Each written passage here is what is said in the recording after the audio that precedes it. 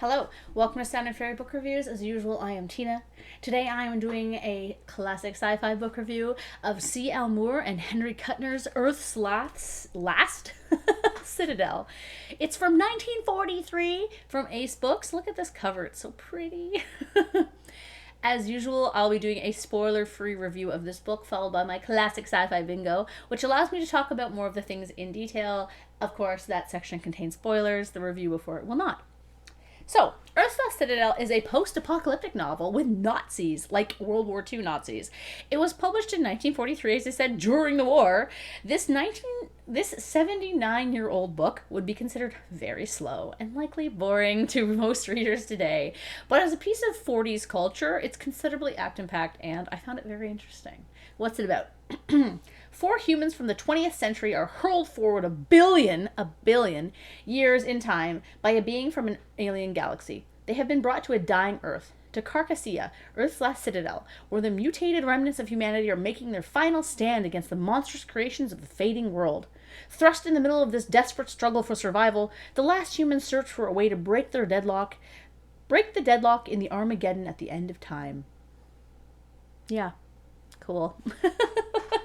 One thing I found fun was that C.L. Moore, Catherine Lucille, was one of the first women to write in the genre and paved the way for many other female writers in speculative fiction.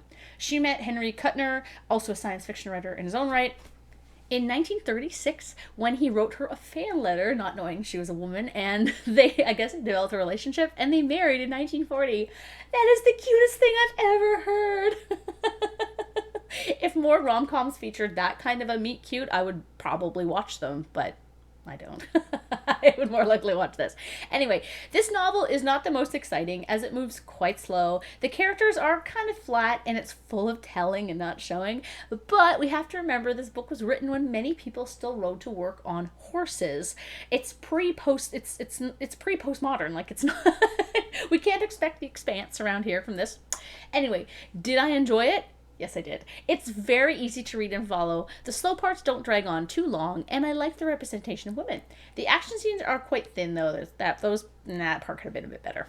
So, our main character, Alan, is the typical hero of this age. He's stalwart, he's strong, he's a war hero, and he's single. As such, he makes all the right, honorable choices. He falls in love, and he saves the day. You can expect this going in. This is not really a spoiler.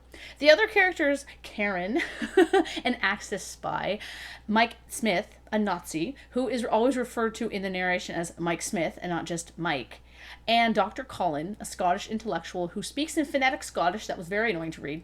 They're more interesting than Alan, as they aren't your typical characters in this type of novel. We don't get enough of them, though, to make them any more interesting. And I'm still curious as to why, like, they don't really explain this, but Mike Smith, I guess, was an American who decided to join the Nazis. I don't know. I was so fascinated by that, and I was curious about it, but they never delved into it. So I'm like, okay, I guess this is just accepted. Okay. The plot isn't much to write home about, but it deals with aliens destroying the Earth, as I said, and some surviving raiders. Alan meets up with a woman, Avaya, who doesn't do much except provide information and an impetus to action. You know, this was expected, though, the main character's love interest. It usually happens. Overall, do I recommend the novel? I mean, not really. I think it's great as a relic, but it's not the best classic sci-fi I've ever read. It's quite slow. It doesn't have anything kind of like overly interesting in it. A real hardcore classic sci-fi reader would enjoy it on a different level, and anyone who loves the 40s will probably like it, but I would not use it as an example to get someone into classic sci-fi. I liked it, but I have a very particular taste. So yeah, I mean, I'm glad that I own it too. It's so cool. It's so pretty. Anyway, okay, so that's my review. I'm going to get into my classic sci-fi bingo just to talk about a few other things in the book. This won't be too long like my usual ones because honestly, there's not a lot in this book. So, let's start. Outdated science. Yes. This is one of those books like Fletcher Pratt's Alien Planet. Where the heck did it go? Whatever. Here it is. Where people believe that Venus was a rainforest world. This was a common thing in this time period, like in the 30s until like the 60s, where they thought this. This was a common thing because of how Venus looked through a telescope. People just thought that it had like it was a rainforest world. I just love this idea. Anyway, it's easy to understand why people thought that. As I said, it's very funny. The idea of this book is that the aliens have left behind some humans, like Avaya or Avaya, who use their power source as a way to live eternally. So the aliens like left this power source behind. The aliens left some time ago, sometime between now and 1,000,000,000 years from now. But the alien that's in the story has been trapped in the spaceship that Alan and his team were in, which transported them to the 1,000,000,000 years in the future. And basically the alien wants to eat off of their life force, so it's kind of like stalking them. The humans want to use this stored power source, there's a lot of power sources in this book, to get a spaceship to take the raiders, who aren't really raiders, to colonize Venus. Anyway.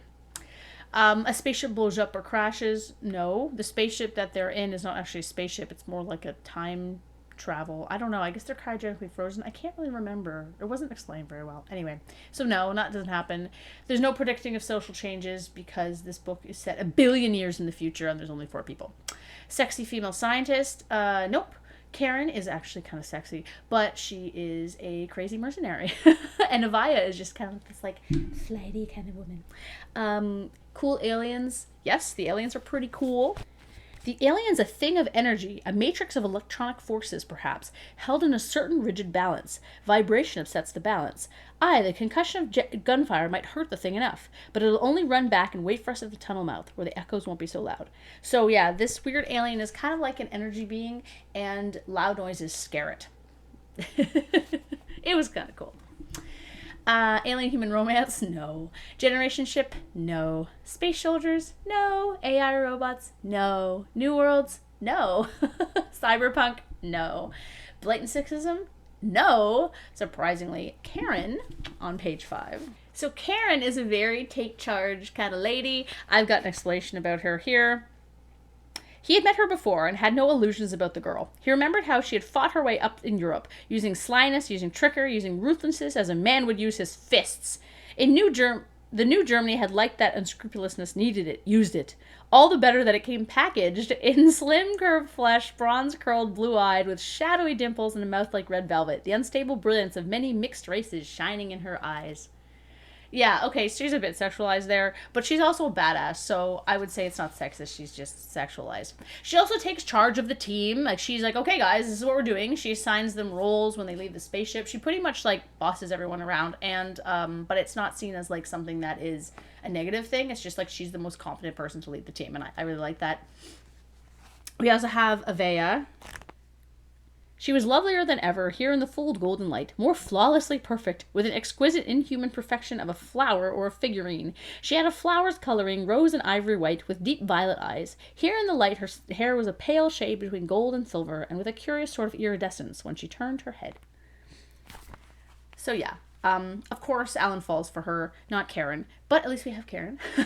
And Avaya does intervene on Alan's behalf with this guy named the Flange.